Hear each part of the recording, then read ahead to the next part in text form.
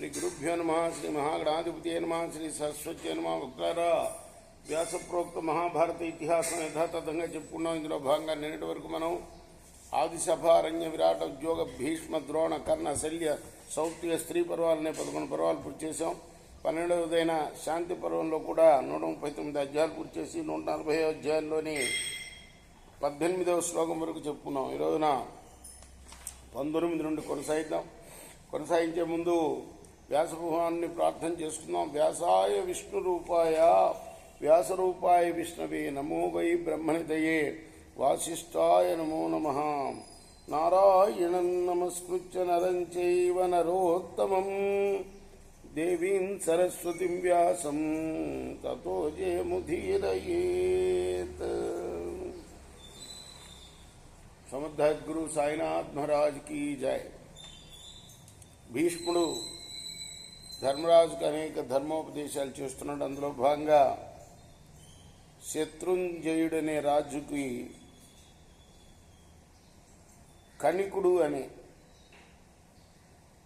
భరద్వాజుని యొక్క పుత్రుడు చెప్పిన విషయాన్ని, వాళ్ళిద్దరికి మధ్య జరిగిన కణికుడు ఆయన పేరు, కణికుడికి శత్రుంజయుడికి జరిగిన సంభాషణలో చెప్పుకున్నాం మనం.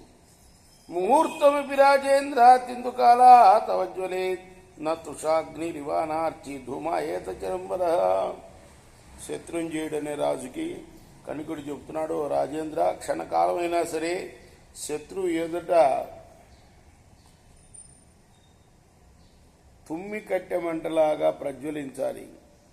పొట్టు నిప్పులాగా ఎంతో కాలం రాజుతో పొగ జిమ్మితే ప్రయోజనం లేదు. నానార్థికోర్థ సంబంధం కృతజ్ఞేన సమాచరే అర్థీతు శక్యతే భోక్తం కృతకార్యో అవమన్యతే. తస్మాత్ సర్వాణి కార్యాణి సావశేషాన్ని కారయేత్. వివిధ ప్రయోజనాల్ని ఆశించేవాడు కృతజ్ఞుడితో ఆర్థిక సంబంధాలు ఎప్పుడూ పెట్టుకోకూడదు.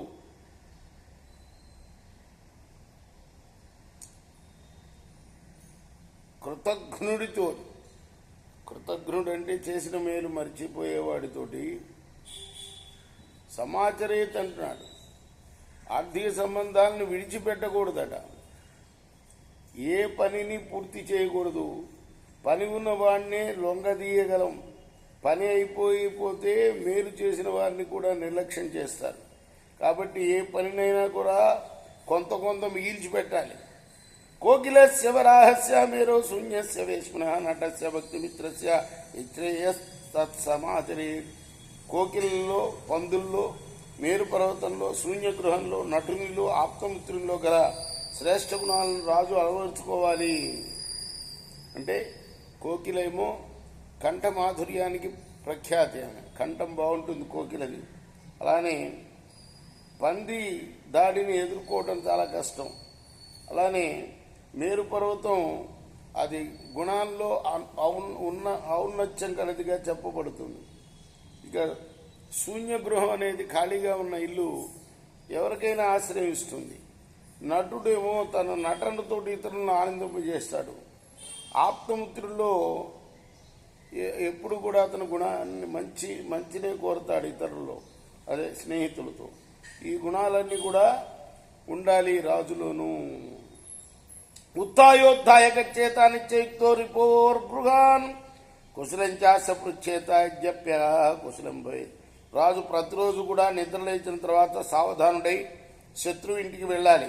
ఒకవేళ శత్రువు క్షేమంలో లోపం ఏర్పడితే వెళ్లి కుశల ప్రశ్నలు వేసి శుభాన్ని కోరాలి. నాలసా ప్రాప్నువంచర్థ నా క్లీబానాభిమాన్యవ నచలోకరవాద్భీత నవైశ్వత్ ప్రతీక్షణ. సోమరులు, నపంసకులు, ఆత్మాభిమానులు, లోకాపవాదానికి భయపడేవారు, ఎప్పుడూ అదునుకే ఎదురు చూసేవారు తమ అభీష్టాలని నెరవేర్చుకోలేరు. రేపు మనం 24వ శ్లోకం నుండి కొనసాగిద్దాం. కృష్ణార్పణమస్తు. సాయి కృష్ణార్పణమస్తు. స్వస్తి ప్రజాభ్య పరిపాలయంతాం న్యాయేన మార్గేణ మహిమీష గోబ్రాహ్మణేభ్య శుభమస్తు. లోకా సమస్త సుఖినో భవంతు. కృష్ణార్పణమస్తు. సాయి కృష్ణార్పణమస్తు.